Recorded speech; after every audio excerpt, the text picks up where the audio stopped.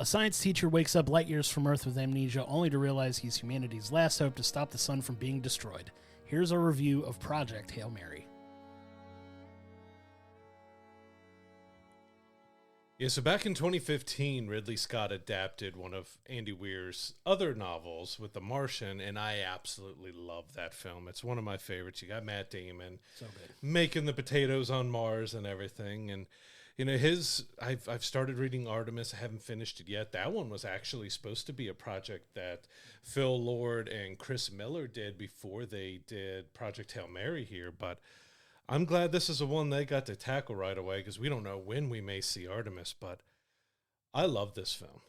I've said in the past, I am a sucker for a good space film. Anything space related, you've already got me hooked a little bit, but I mean, I think the biggest thing that set this film apart that made it such a big success for me is the practicalness of it. Mm-hmm. The sets were practical. They say they didn't use any green screen. There's plenty of CGI, but they didn't use any green screen. But Rocky, you know, our favorite little alien guy here, he was a puppet. Mm-hmm. And so it was really amazing just how you could tell the actors were in it, but also as an audience member watching that you were so into the film because everything just felt real. You felt there. You were there, you know, with Ryland Grace, who was our main, you know, star here, is Ryan Gosling playing the main character. He's a science teacher who had written a paper about how he thinks that basically all life doesn't need water to procreate and so he gets kind of picked for this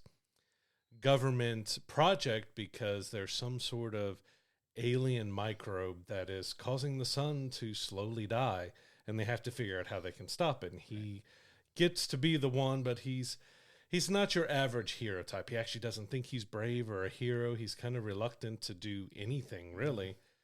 But, I mean, Ryan Gosling was incredible in it. He was a perfect choice to play this character.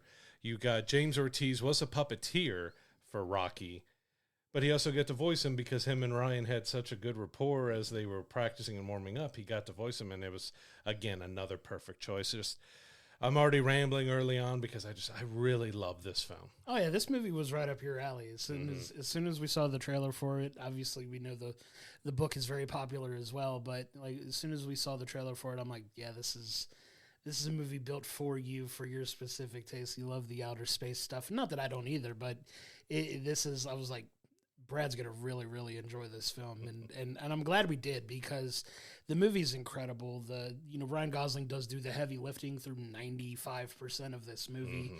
Like it's mostly on his spaceship or the connection that they make between Rocky's spaceship and Ryland's spaceship. It's such a cool story of like these two beings that can't understand how each other communicates, but Ryland makes the laptop program where they find ways to understand each other and communicate. And when that all works itself out, the dialogue is just so funny. Mm-hmm. I was kind of surprised at how much I laughed at this movie because there's like some really funny, witty, very basic dialogue that happens back and forth between Ryland and Rocky where it's obvious like Rocky doesn't speak English, so like his interpretations are very like they sound almost kind of caveman-esque, like in interpretation, very basic, like stunted English in the interpretation, but it's just so well done, so funny. And while these two, these two intelligent beings work together to solve this problem and try to save their planets and try to save the entire solar system, basically, like they're trying to figure out these same microbes, and it just builds from there in a wonderful way that doesn't have to go too far to do a lot. And they do so much with the limited scenes. It's not like jumping from one place to another very often. I really love the incorporation of the like projection area in the ship where you can kind of get some of that taste from home where they have the the projection of like Earth and other things on Earth that you can experience. You get to see Rocky surfing. It was fun. It was a lot of fun when Rocky made his way onto the ship, and very funny getting him on the ship too, and him just bulldozing his way in. And it's just such a well done, produced, shot, acted. Like everything on here is just, it's such a breath of fresh air for an adaptation of a book and like an original idea here. It's not a franchise. It's, just kind of its own thing, but we got just such an incredibly well done movie out of this. I'm so glad we got to watch it, and I had an absolute blast watching it. Yeah, and if you don't know where you've heard Phil Lord or Chris Miller's name at, they are most known for doing the Lego movies, which are smash hits. But they've also been doing the Spider-Verse animated films for Sony, which we've been waiting a long time for that third one to finally come out. But, they've had a few but they've really nailed those Lego movies. We've gushed about how much we love the first two Spider-Verse films that come out. Just the visualness that they have with their films, especially the Spider-Verse films, of mixing so many different types of animation styles and making it work and fit. And there is an interesting, it annoyed me at first, but I got over it kind of quickly, is that, we saw it in Cinemark XD, so you're seeing it in a pretty large screen, but it came in kind of boxed because of the aspect ratios they did. But they used the aspect ratios kind of as a tool for the storytelling, because at one point you get to see the view of one of the robots on the ship that's healing him and working on him, and it's a much more square aspect ratio, and it cuts down to that. And then when you're kind of in the present moment of it, because it's told in flashbacks and the present takes up most of the screen, but there's still kind of, at least, for XD here, there was a border and some gaps around it. And then when they did flashbacks, you had an even tighter aspect ratio, so there was much more black bars on the top and the bottom. And like I said, being a visual person, a designer, at first it was bugging me. Like, I go to Cinemark XD to see the entire screen filled up. I want to see it big format and that. But then I started seeing how they were using it for the storytelling as well. And so it ended up going away with, my annoying on that, because, it was an easy way to say, all right, when screen's a little more squished, that's when we're getting our flashbacks. When we're back up, all right, we're present day. And so I think it actually worked really well, even though at first I was like, why aren't we filling up this screen all the way? Mm-hmm. I get that, but I was going to make that argument. Like, it's because it's how they want to tell the story. And I'm one that I'm not the biggest fan of, like, jumping around all over the place a lot, and, like, in time in telling a story, because I've seen it happen so many times where people try to do that and you lose sense of the plot very quickly, where you're kind of jumping all around. This film does such a good job of having a flashback that makes sense when it needs to kind of add to this linear narrative that you're telling, and it just comes right back, and you don't feel like you've ever really skipped a beat. Like, you're right there with the story the entire time, and they do such a good job of having that balance, because it does jump around a little bit between him being on the ship. And a little light spoiler here, like, he wakes up at the beginning and he has severe amnesia. He doesn't know who he is. He doesn't have, like, a strong hold on his memories, and he eventually works his way back into remembering who he is and what he was doing. And they do a good job of guiding you along in the story through that, to kind of see how he wound up on this ship in the first place. Because, little side plot, he wasn't originally supposed to be one of the people that were going on this mission. And, I won't spoil too much of the plot for you here, but it does a good job of telling you how he wound up on the ship that he wasn't supposed to be on. And he winds up being, the person tasked with saving everything. Like, he has such a, just got to save the entire universe. No big deal. The guy in a rock alien. Like, it doesn't feel like it should work, but it does, and it does so well. Like, you really root for Ryland, and you root for Rocky here, and it's just the relationship that those two develop was so cool to see throughout the film, where you see them struggling to understand each other, and then they work it out, and they communicate, and they understand each other, and now they can work on it. The dialogue is so funny. Like, it's so good, and it just works, and it's got that balance between heart and humor, and a lot of heart, a lot of humor. It just does it so well here that, like, what would you do in an existential crisis when your only mission is to save the world, and how you form this beautiful friendship with a rock alien that you don't understand until your brain allows you to figure out a way to make it work, and it works so well. It's just, I'm harping heavily on dialogue here, but Also, visually, the movie is well presented. It's not like over the top with visual effects. Like you said, there's a fair amount of CGI in it, but it's not like an overly flashy movie for most of it. When it gets there, it gets really good though. Like when they really start to kind of expand out, and you see them going to this planet and seeing the practical way that, okay, I could see how they can make it work on this planet that they have to go to, and it's just the visuals there are incredible, and the set pieces are really well done, well designed, and it's just a really, really solid overall presentation. I loved everything about it. And Andy Weir, the writer, he was very involved with the production of this, so he helped choose the cast, he helped choose the directors, he was watching film as it came in on the dailies and everything else to get feedback and tell him what he wants to see. And it's very clear, because if you've read the book, the book, it is very close. It's one of the most faithful adaptations that I've seen in a while. They do make some changes, but they make sense, because this movie clocks in around 2 hours and 40 minutes. So it's a pretty hefty movie. So there's some things that was in the book that wasn't as important to the story this time around. They just kind of tightened it up and cleaned it up where you're okay with this being admitted. And you're okay with changing a few things with these characters stuff, because it all just worked really well. I mean, this movie really rested on the performance of Ryan Gosling and Rocky, on who was voicing, which was also kind of a bold decision to allow the puppeteer, because, I mean, we know there's some amazing puppeteers who do a bunch of great voices, but from the sounds of it, it wasn't the original idea to have him voice as well, but they developed that rapport, and it worked so well. And nice. Even Ryan said that this was something that really helped his performance, was having that connection and relationship with James, who was puppeteering.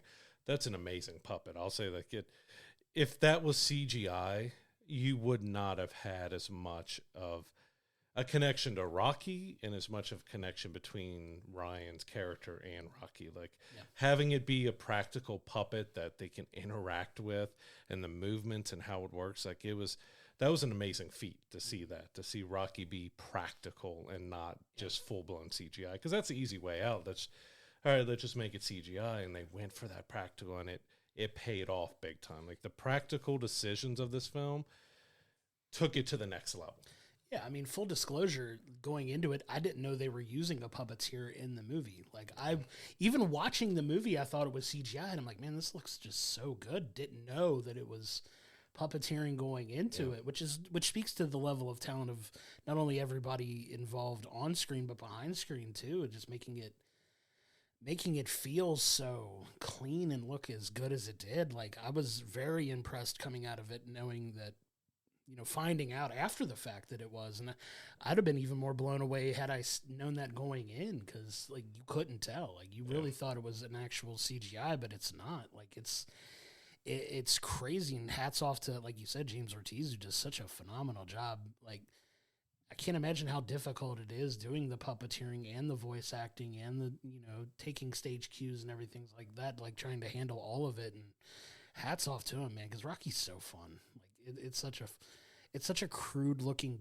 being, but it's such a cool character, and he eats so beautifully. I love some of the things, like some of the mannerisms he had. We've been kind of taking, like, just truth be told, we just saw this movie yesterday as of time of this recording, and like a lot of the mannerisms coming out of the movie, we've been kind of low key poking fun at and kind of joking about, like, he like Rocky can't make the thumbs up. He has to, his character does it like this, but this is his way of saying thumbs up. And it was just, I don't know why, it's just so endearing and charming and funny to me. And they do it several times in the film. And like, even during scenes where it didn't apply, like when something good happens, I would look at you and go, like, it was just, it just works. It's so well done, and hats off to everybody involved, man. I can't say enough good things about this movie. I'm genuinely surprised. I was hoping to really like it, and I was optimistic going in, but it exceeded any expectations I had going into it very easily. I really want to see what that controller looked like for them, because he had so many intricate movements, because each leg, and then kind of moves spider-like in a way. but you had shrugs and movements, and you had the digits that could move, and then you had each arm, and the dancing was so good, and it added such an emotional impact too, like towards the end when they do just that relationship, because you've got a guy, he's not an astronaut, he's not a military guy, he was a science teacher that was just kind of a run-of-the-mill guy, and he's meeting an alien for being the first human being to meet an alien, and he's trying to figure out the languages you mentioned, which, again, they did a great job of incorporating what the book does, because Rocky's supposed to speak in notes and chords, and it's very musical with it. But, being a 2-hour and 40-minute movie, even in the book, it italicized what Rocky's saying, so you can see what Rocky's saying in English, and they translated that using the computer and everything else.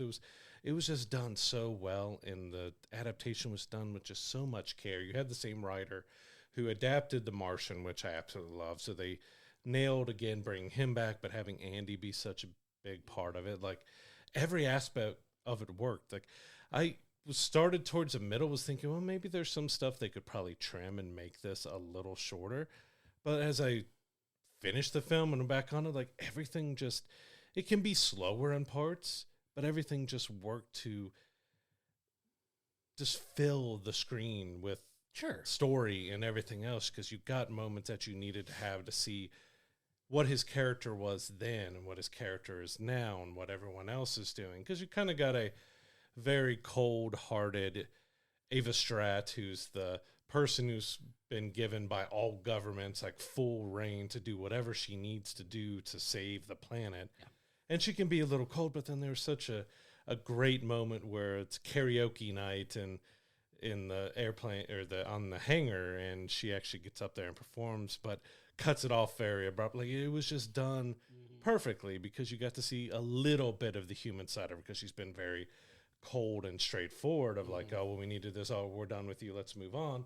Oh, you want to be like, she has no time for just BS. She just has to be straight, direct, to the point, and get things done, because there's no time to waste. And she did fantastic in that as well, because you get all of your humans and everything in the flashbacks, because if you know the story, pretty much everything else is Ryland Grace is up there by himself, Rocky's up there by himself, and how do these two beings help save their separate universes together? And it was, it's so unique, beautiful, amazing, Amaze. It was just, I just loved it. I really loved this film. Yeah, it was so well done. One of my particular favorite parts of the movie was them trying to figure out what voice to use for Rocky before it landed on, obviously, James Ortiz's voice. And they cycled through a few people. They were like, I think one of them was like Meryl Streep. They're like, oh, she's good in everything. Like, it was so funny to kind of see like some of that get played. There's one that sounded a bit like Sir Patrick Stewart. A little bit, yeah, it did. It was fun. I want to go back and kind of see what all scary voice, what all type of voices they would use for that. But it's so well done. I agree. Like, this is a little bit of a longer movie. Could you trim a few minutes of it off here and there? It can drag a little bit at times, but I don't think it takes away anything from the film that it was as long as it was. Like, sometimes we're like, oh, you could have saved us 15 minutes if you had, cut out some of the fluff in here. But I think for the context of the story, a little bit of the fluff was needed. Because this is a very dire situation that, the world finds itself in. Like, they talk about how important it is that this gets done, because like, if it doesn't get done, the earth has so much time left before, everything kind of really goes awful for, everyone left alive at that point. And you just see how much that weighs on him throughout the story too. Like, it's a really crazy situation that they find themselves in to begin with. And you just see the whole process of like him getting to the ship and kind of the messed up way he finds his way on there, because it's like pretty brutal the way he finds his way onto the ship. Like, it's kind of like he was given no choice, you know what I mean? But I'm trying not to spoil the plot here, but like you see, like, once he actually gets out there, you see him like kind of find himself a little bit and get that bravery that he was always looking for to kind of try to save it. And I love that they play with the fact that there's very real stakes involved, and you don't know if he's going to make it out of the story or not. Like, I'm not going to spoil the ending or anything, but like, they definitely toe that line where you could see very realistic situations where he's successful and very realistic situations where this ends not happily for anybody. Mm-hmm. Like, and you don't know how, if you don't know the book, you don't know the tone that's coming. And I'm glad I never read the book, because I'm going into this blind without knowledge of it. I want to read it now that we've seen it, but yeah, I had no clue how it was going to. I was like, I could see realistic situations where both of these things happen, where he saves humanity and everything's good, and he tries and he gets close, but he fails. And then, like, the world is kind of screwed. Like, I didn't know. And it was kind of fun being caught up in the moment of not knowing how it was going to end, because you assume, like, a lot of times that it's going to be a happy ending. But in a lot of these cases we've seen where it's not. Like, and they fail and the world ends, and then everybody's kind of somber walking out of it. Like, you just don't know. And I was so enjoying going along on that ride, because it looked like legitimately both things were going to happen. Mm-hmm. And it was fun. It was a fun ride they took me on. Well, even as someone who knows the book, like, I was still, like, especially towards the end, was very tense. And I'm like, all right. Because they also changed some things and some scenes of how it happened between the characters, and some bits and pieces there, which worked so well for the movie, which I was perfectly fine with those changes. But I was still like, all right, what's going to happen here? Are they going to stick to the books? Are they going to make a big change? Even knowing the story, I was still right in that tension and everything that it did. And that just, like I said, masterfully done by them. Like, I think there's some people who, like me, might be a little caught off guard by that aspect ratio, constant change that goes on in it. But it's a storytelling device that they decided to do, and it was, in the end, it was a smart way to do it. And I'm interested to see how that played out in, like, IMAX and other screen sizes, because, you know, Cinemark XD is a little bit below IMAX, but still a very large screen format. Sure. And I'm curious how it worked out for those other screens, to see if it worked as well on smaller screens as it does on the bigger screen stuff as well. But this is one I almost was ready to go back today and watch it again, because I enjoyed it that much. And that's, you know, a 2 hour and 40-minute movie. I'm like, yeah, I'll go back and watch that in theaters. It was a joy. The humor was done just right, the amount of heart that you needed. And just Ryan Gosling played Ryland so well, of being able to match that. Okay, he's just a science teacher. He's not this. But he's also kind of almost a lazy guy who just doesn't want to do anything, doesn't want to put himself out there. He doesn't want to take risk or anything else. And he played that aspect of the character so well, so that you believed and you were hopeful and glad and sad and everything of how his story progressed through this, because, you know, you're thrust into the situation that, you got to try to figure out how these little organisms move and work, and how they created from Venus to the sun this path that they're just kind of devouring the sun slowly. Well, we need you to figure that out based off of a handful of the organisms here. And that was kind of fun. Him with his bodyguard, his handler and stuff from the government that's handling everything, and their makeshift boxes and everything. It was just, you felt connected to Ryland's journey. You felt connected to everything that was going on here. And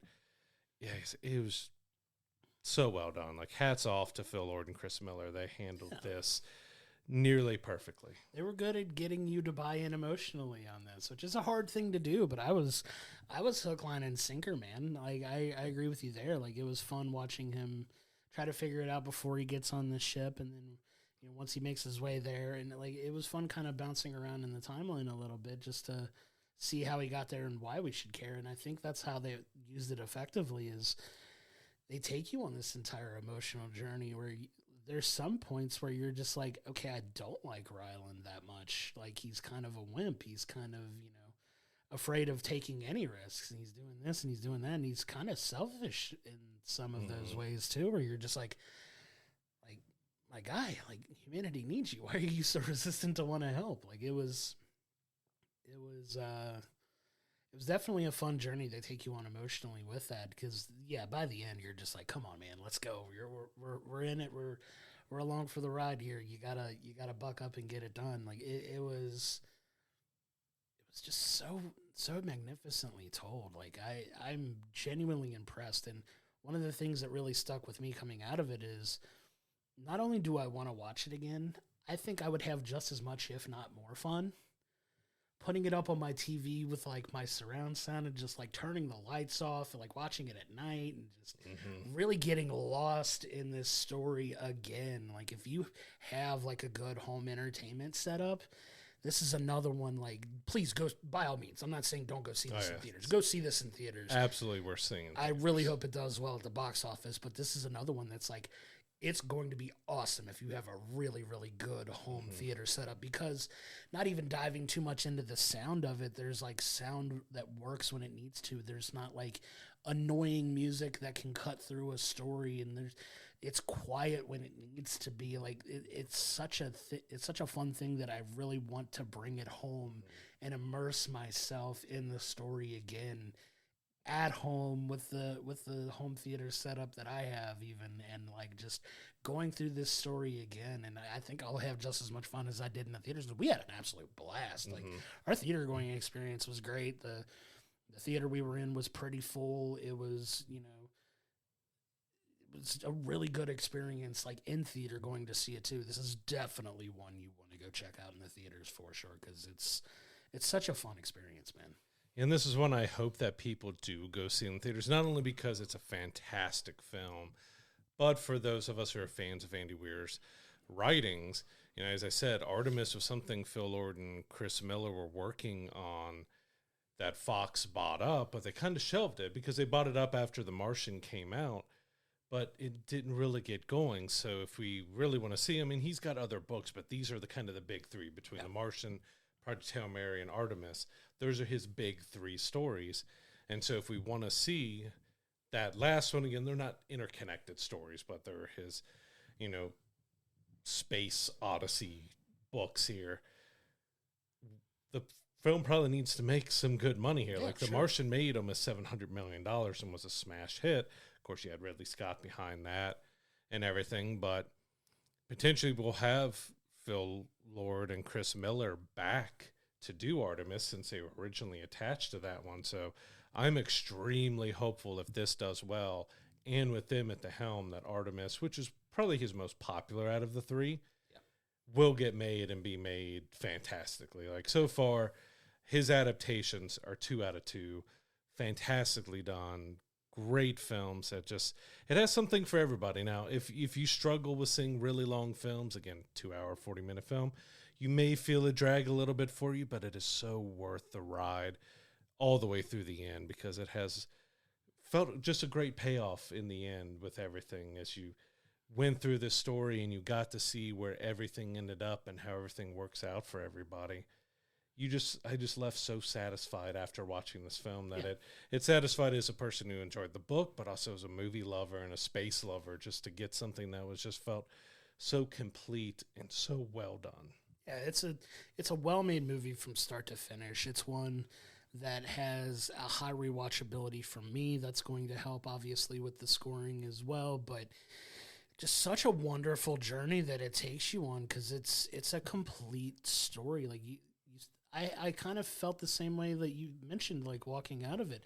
I felt very content walking out of the theater. Like that was a completed story. Like that was so well done, and we both walked out with just big grins on our face. We're just like, you know what, this was a movie that we've had a couple bumps in the road as far as movies go this year that have been kind of hit or miss, up and down.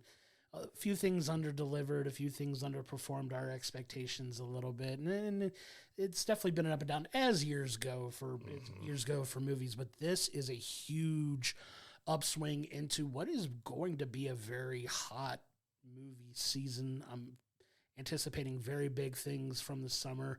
If you're looking for a reason to go see Project Hail Mary as well, if you're a Marvel fan, the Spider-Man Brand New Day trailer is playing in front of it. It's obviously one that's broken the internet at this point, as we like to say, but I believe the Spider-Man Brand New Day trailer is like the most watched trailer one of the most watched trailers of all time already. Yeah, Deadpool and Wolverine set the debut amount at like 345 million. Then GTA 6 broke that with 400 something million. And Brand New Day is at 700 plus insane. million. It's insane. Like it's going to be another $1 billion. But this is a good kickoff to that season of movie now. Like this is such a breath of fresh air, a really original science fiction story brought to the big screen that is just an absolute marvel to watch, and I'm so glad we got to check it out. Is it Project Hail Mary is an absolute home run by Phil Lord and Chris Miller. They have created an instant classic that, to me, is the best film of 2026 so far. It has a great cast, even though for the most part you're dealing with two people, but they play off of each other so well. The practical sets, the practical puppetry, the CGI when it's used and everything for the backgrounds and stuff, it was just all done so well. There's nothing really negative that I can talk about with this film. I'm giving it a 10 out of 10. I love this film. I want to go back and rewatch it multiple times. As a fan of the books, they did such an incredible job bringing it to life. The changes they did make were well worth it. I didn't feel like any of the changes they made were a negative thing from the book. They just exceeded all expectations and made one of my favorite movies of the year that I'm going to go back and watch several times now. I love it. I love that you gave it a 10. I'm giving it a 9.5 myself. Like it's not a completely perfect movie, but it's so well done that for me, I want to kind of save my 10s for movies that I feel are absolutely perfect. And this is very, very, very close to being a perfect movie. It is so good. Instant classic, like you said. I'm so excited to come back and like I said, watch it in my home theater setup and just lose myself in this story again. It's so well done. The movie, for being a 2-hour and almost 40-minute movie, doesn't really feel like it ever drags too much. It feels like it drags a little bit at times, which is why I'm only knocking it down a half. I think if it were a little crisper, just a little tight crisper, I'm talking like 4 to 5 minutes shorter, maybe. It might have knocked it up in a perfect territory. Let's see, he's kicking me out of my own house at this point. But no, it's such a fantastic film. Please, I implore you, go see this film in theaters. Support original science fiction films. Support original movies in general. I hear so often people talking about, I'm so tired of them making Toy Story 5 and Shrek 17 and this, that, and the other. Studios will not stop cranking those movies out until you start showing support for movies like this. Like, this is the type of film that you should see. It is an absolute marvel on the big screen. Go see it. Go check it out in theaters. Go get that experience. This was so well done for the big screen. This is a perfect reason to go support an original idea in the theaters. Go support a story like this. We want more movies like this to be made. Please go check it out. Yes, I had such high expectations going in, knowing the story, knowing the book and everything, and knowing that it's like a 500-page book, so you're not going to be able to include everything unless you want it to be Lord of the Rings. You split it up into 3 films and everything else. But yeah, this is the first 10 out of 10 I've given as a new review on the show because I just loved it so much. Again, I'm a sucker for space. Yeah. So you get me in the door with that, even though, again, I knew the book and knew the story going in, but it satisfied everything I absolutely wanted out of the film. There was nothing I could say that I left the theater wanting more out of it. Like, it just gave me everything I wanted out of the film, and I left so satisfied and happy with it that I couldn't give anything less than a 10 just because it brought me that much joy. Like, everyone just did such a good I want Rocky. I want my own Rocky. Like, he's basically Grogu to this space story, and he was just so fantastic. Like, I love the poster that they did where they redid the La La Land poster with him, Ryan Gosling, and Rocky on it. Like, I don't want to see sequels or anything else happen to it. Let this be how it is. But man, Rocky's a star from this film, and it was just so good. There was just so many jokes and things that we were coming after. It's kind of rare to leave a movie and be that satisfied and happy with what you saw, especially something that long and that's been adapted from a book. You know, there's going to be those that are very much sticklers to what wasn't exactly the book, so I hate it. I hope there's not that many, because Andy was so involved with this, and it really, it really shows just how much love, care, and attention was put into this film. Like, it just, I had such a good time. I just loved it. Like, it was everything I wanted. Yeah, this movie is exactly why we love going to the movies. This is exactly why we love doing shows like this, where we get to come on here and rave and nerd out a little bit and talk about a movie that, like, it brings us so much joy, and it's kind of a downer of a movie is like subject matter, but we're talking about it glowing. Like, we just had this great time about the end of the world happening. It was so funny, and it was so, like, it sounds crazy, but like, this is what we love about movies. Like, this is, God, it was so satisfying to see this, because I think we needed this after a couple of the movies that we've gone and seen recently, that some of them, go back in our archives and check out all our previous episodes, but some we walked out feeling a little underwhelmed, a little not satisfied. Like, we both walked out of this like, we felt revived, rejuvenated, like, refreshed. Like, this was something that we really wanted to have out of a movie-going experience, and we got it. And it's, it's only March, so there's still so much more of the year. Yeah, that's the thing too. You put something this big, yeah, in March, which is normally still in that kind of lull time where they're putting out films that they may not have as much confidence in. They should have a ton of confidence in it. It's just a fantastic film, just like Hoppers was too, coming out so early in the year, because they got Toy Story 5 coming out in the summer. An absolute juggernaut that's going to make $1 billion, of course. This deserved to be a summer tentpole film. Like, it's that good that it could stand up with all these films that we have coming in the summer. In other years, it probably could have, but here we are in March, and we're getting a movie like this. Like I said, we're getting into that real sweet spot of the year from, we got Mario coming up in a couple weeks, but then, you get into May, June, July, and it's just like banger after banger after banger of a movie that we're really looking forward to. Like, it's going to be crazy, and I'm here for it. And this has got me feeling so much better about stuff that we're going to see. I almost don't care if the next 2 or 3 movies are just not good. Spoiler alert, the next movie we're going to see is probably Mario. So hopefully it's good, but it looks so much fun. It looks like a ton of fun. I hope it's really good as well. But like, this has got us, like, it feels like it breathed new life into both of us. We're just like, thank God we got a movie like this to really, like, get us excited for what's to come. But that's how good the movie is. Go check it out. Project Hail Mary is in theaters right now. Please go see it. Please go support it, and just let us know what you think about it. And I'm excited to talk about this movie with literally anyone and everyone. So if you see it, come talk to us on social medias, come to our Discord, come to wherever you see, listen, watch us. If you can comment, let us know. We'll check it out. And I can't say enough good things about this film. Yeah, I absolutely love Project Hail Mary. It is one that you need to go see. Go support this so we can get Artemis, but also support it because it's such a great film. It is so well done. If you're a fan of Ryan Gosling, if you're a fan of practical sets and puppetry and stuff, there's so much that you can get out of this film. It is so well worth the watch, and I can't stop. I know my brother, he hasn't got to see it yet. He's read the book as well, and he's really excited to see it. And I had to tell him, even last night, I was already like, I'm probably giving this a 10 out of 10. Like, I don't really determine that until we're done talking, but I was already set. Like, I just loved it that much. He walked in here with an extra bit of pep in his step today. I was like, oh, he's gonna rave about this film. Good thing we're on the same page. Like, that was because we genuinely do not talk about these movies.